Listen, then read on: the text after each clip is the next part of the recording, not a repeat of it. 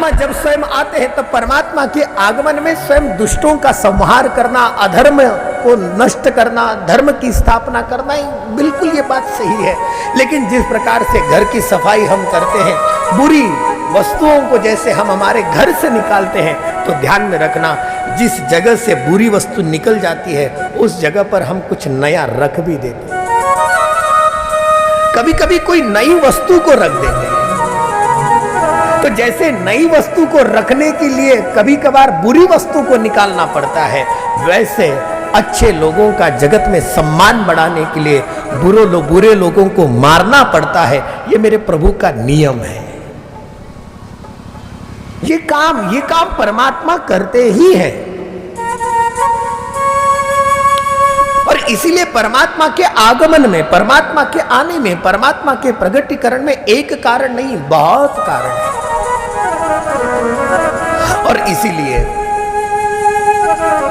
जब महादेव जी ने 4 कारण बताए, इन चारों कारणों के साथ में जब परमात्मा का स्वयं प्रगटीकरण कहा, तो जो सुंदर वस्तु हम किसी बुरी वस्तु की जगह पर रखते हैं, तो जो अच्छी वस्तु है जिसको हम देख करके प्रसन्न होते हैं, तो मेरी दृष्टि से, मेरी आंखों से मुझे लगता है कि परमात्मा प्रकट होते हैं अयोध्या का आनंद लेने। परमात्मा प्रकट होते हैं मां कौशल्या की गोद में सोने के लिए। परमात्मा प्रकट होते हैं महाराज दशरथ को अपने पिता के रूप में देखने के लिए। महाराज भगवान प्रकट होता है अयोध्या के छोटे से छोटे बालक और बड़े से बड़े बुजुर्ग के आंखों में जो प्रेम है, उस प्रेम को देखने के लिए। मेरा परमात्मा क्यों केवल अधर्म को नष्ट करे? मेरा राम तो महाराज इस कारण के लिए भी प्रकट होता है क्योंकि उसे बहुत बार प्रेम की प्यास होती है। आपको नहीं पता,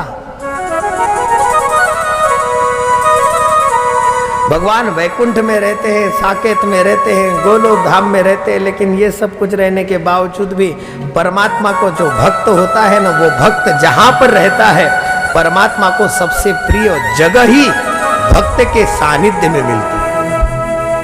उसके साथ में परमात्मा प्रेम के साथ रहता है।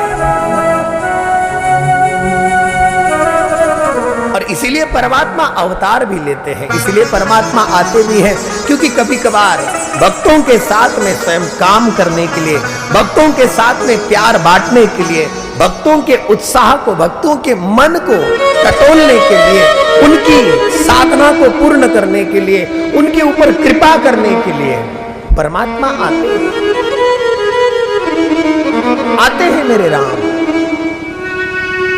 मेरा राम आता है, मेरे परमात्मा प्रकट होते हैं मां कौशल्या के ऊपर कृपा कर, भय प्रगट कृपाला दीन दयाला। और आगे है कौशल्या हितकारी। मैं केवल अगर आपको ये पूरा का पूरा छंद बता दूं तो केवल इस छंद में ही मेरे 1.5 घंटा निकल जाएगा, पूरा 1.5 घंटा छंद में, अकेले छंद में, क्योंकि छंद की शुरुआत है कौशल्या हितकारी और छंद का अंतिम जो दोहा है उस दोहे में बताया है विप्रधेनु सुर संत हित। यहां पर कौशल्या हितकारी है और अंतिम शब्द है 4 लोगों के लिए, हित के लिए, 4 लोगों के हित के लिए। लेकिन सबसे पहले है मां कौशल्या। छंद का प्रारंभ कौशल्या के हित के लिए है और छंद का जो दोहा है उस दोहे में बताया है विप्र धेनु सुर संत। विप्र धेनु सुर संत, इन 4 लोगों के हित के लिए। तो आप मुझे बताइए, पहला कारण श्रेष्ठ है कि आखिरी वाला कारण? 2 ही कारण है। दूसरे कारण में विप्र धेनु सुर संत, ये 4 है। लेकिन फर्स्ट सबसे पहले हमें तो कभी कभार ऐसा लगता है कि जो हमारा बिल्कुल नजदीक का रहता है, जिसके घर पर जाने से मुझे प्रसन्नता होती है, मैं पहली बार ऐसा सोचता हूं कि मैं जाऊं तो पहले उसके घर पर जाऊं, उसके घर को पहले मुलाकात कर लूं, बाकी के घर पर मैं बाद में जाऊं। बस वैसे ही परमात्मा का है। आए किसके लिए पहले अगर आप परमात्मा से पूछे तो परमात्मा कहते हैं कौशल्या हितकारी। मैं है मां कौशल्या के लिए। और कौशल्या क्या है? कौशल्या का अर्थ है कुशल बुद्धि सा कौशल्या।